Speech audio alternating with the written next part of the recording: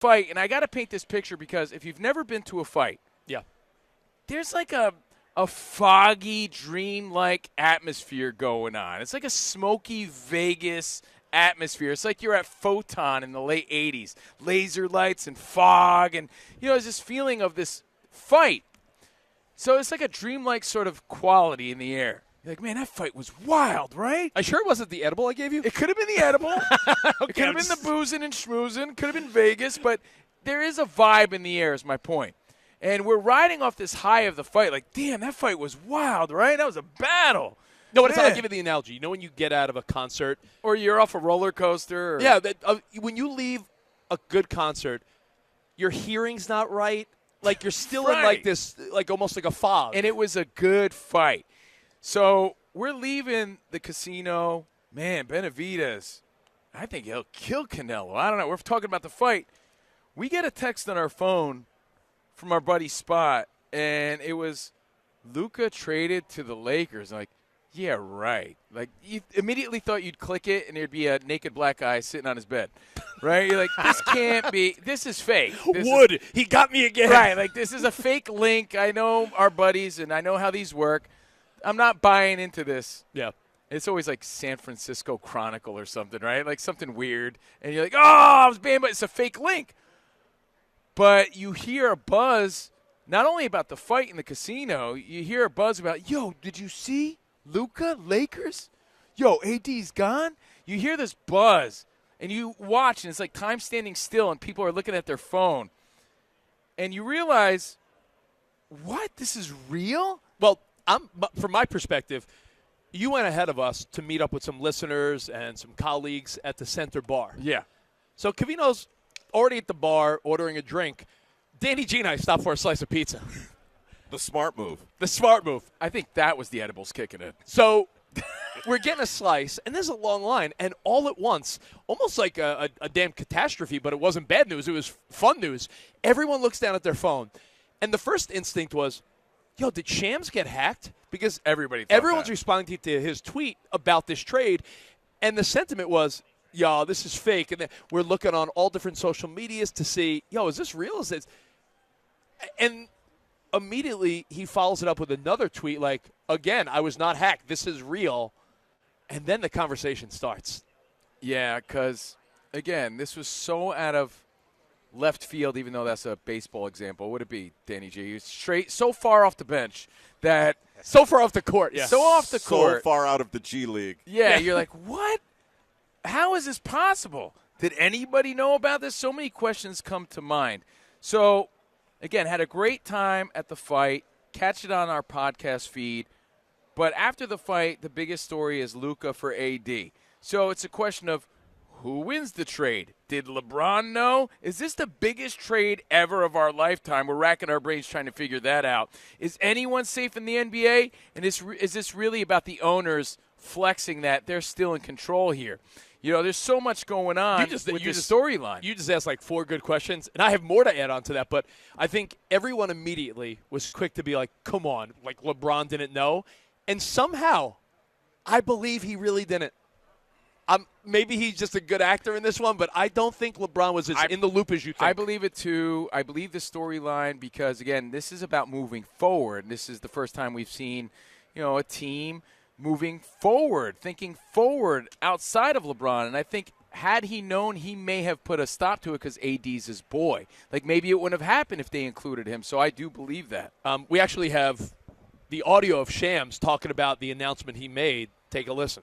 I mean, I thought my phone was hacked when I got the text messages with the details of the trade and when I got wind of the deal. But you peel back the curtain, and for the Mavericks, they honestly internally believe that this move puts them in a better position to win a championship. Of course, there are issues that they had, obviously, with Luka Doncic, his conditioning levels to an extent, but they have that belief, and when you think about the next several months, the next few years, that we're going to know the exact answer to whether they were right in this decision or if they were wrong.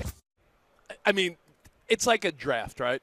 People do the grading of a draft, and you're like, how are you grading something when they didn't play it down? They didn't shoot one free throw. They didn't take one at bat, and you're grading a draft or a trade. Well, not only that, you can't grade this because you don't know if the moves are finished yet. So you really can't fully grade it. If you want to grade just the trade and where it is right now, you got to give advantage Mavericks because they're gearing up to win now. Oh, you think that? I saw that there's on, no question on social 'cause media. The People are Lakers saying, are gearing for the future unless they get more moves in the making and find a big man. There's no question that the Mavericks are playing to win now, and they believe that defense wins, and that AD was the missing piece here.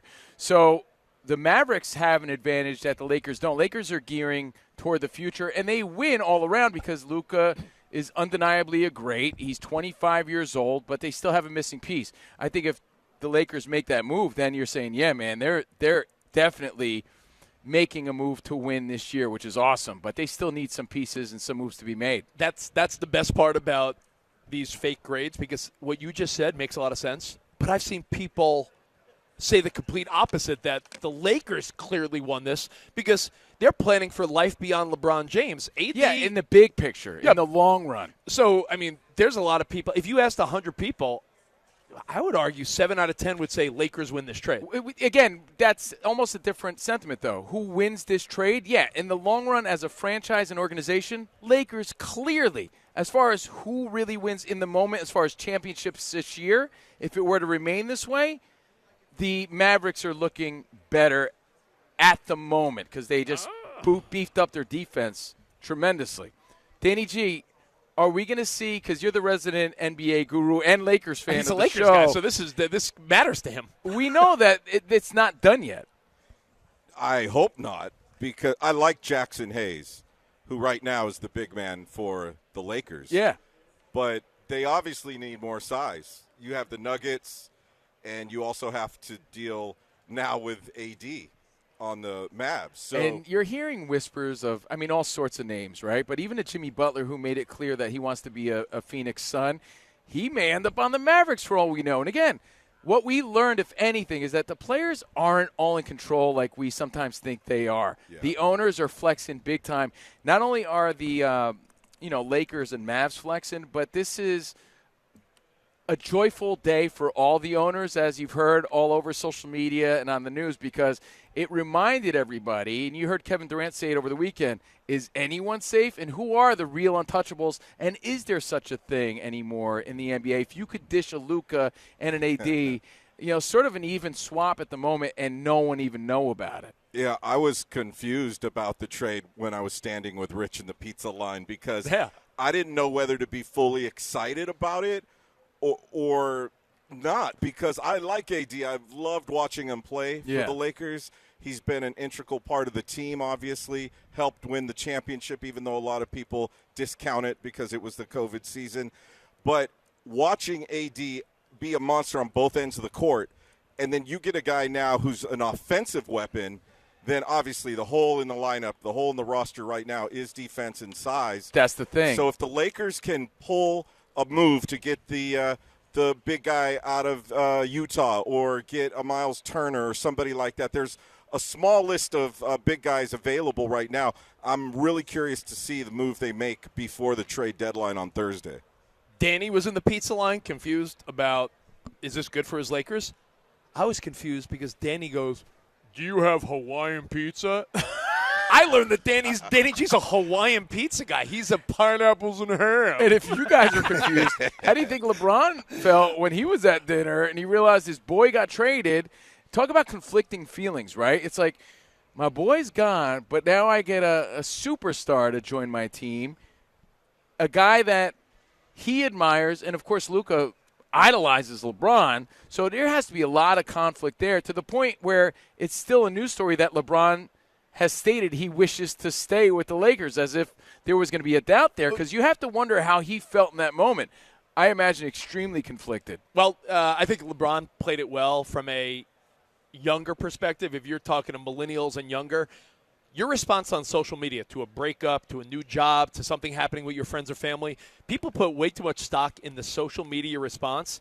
And I think LeBron posting a couple heartfelt photos of him and AD saying, "Yo, go to Dallas and slay it, my friend, go do it." And I think that to me is a good look. And while he at the put same out- time embracing like, "Yo, we're getting Luka." Oh yeah, and he put out all fires of he knew about it immediately. So immediately it was on social media that he knew nothing about this, and anyone that insinuated differently, he was calling him out as a clown. Yeah, love you, my dog. Go crazy over there. And a picture of them hugging and a picture of them embracing with the NBA trophy and champagne. I'm with Danny G.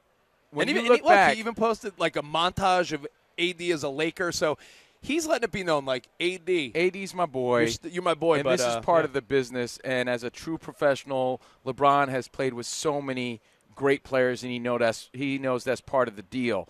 Even though I'm sure he's unhappy about it, that's the right move to make. But when I look back at AD's run as a Laker, he had so many injuries, but I'll always look at him as a guy that helped them win a championship. And he's been my favorite Laker. Yeah, he I was think great. I'm not alone as a Lakers fan saying if it had been LeBron traded instead of AD for Luka, I would have been even more excited. Because if it was Luka and Anthony Davis together, then that would have been the dream. Really? Yeah. And then after all that love for AD, LeBron posted a really delicious-looking meal. I didn't know LeBron's in the food game. Oh, yeah. Hey, what is that, short rib and grits?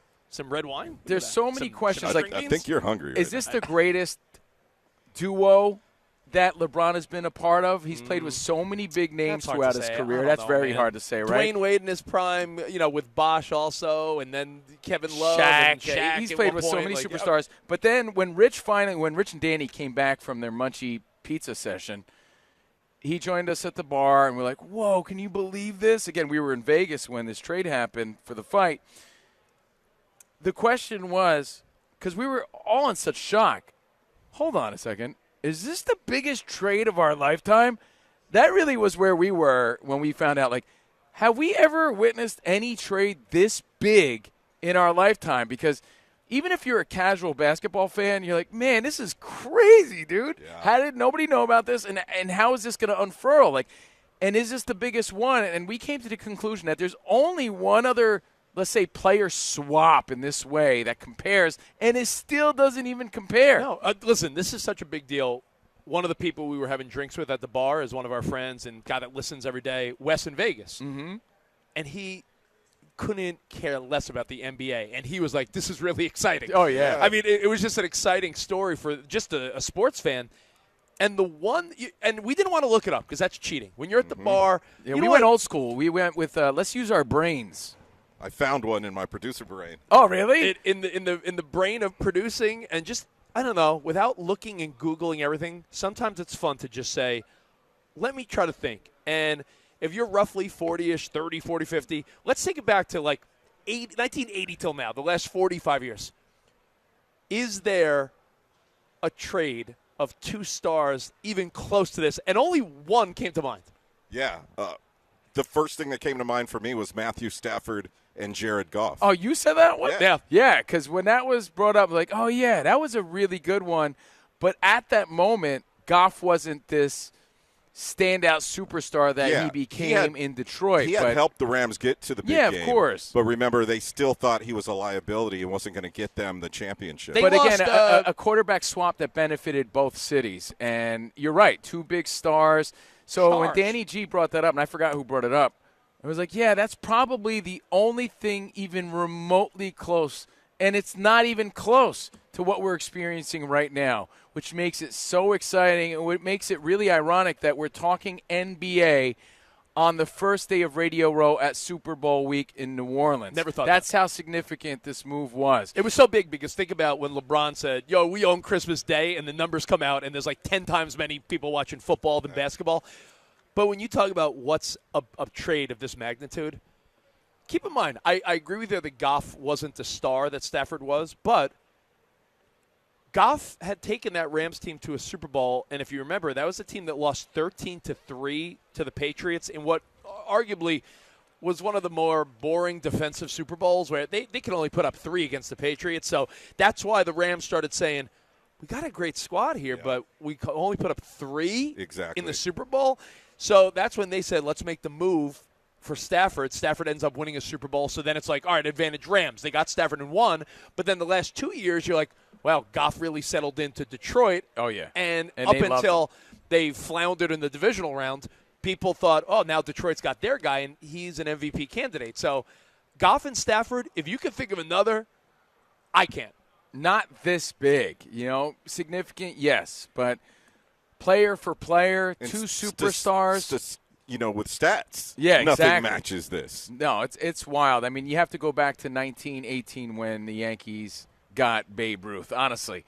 And I don't even know who they traded for him. I have no idea how that worked out. Someone said maybe put Paul George, SGA in that conversation, but SGA was just not an unknown, but not a proven superstar the way he is now. Yeah, he was an upcoming, a rising star. A rising star.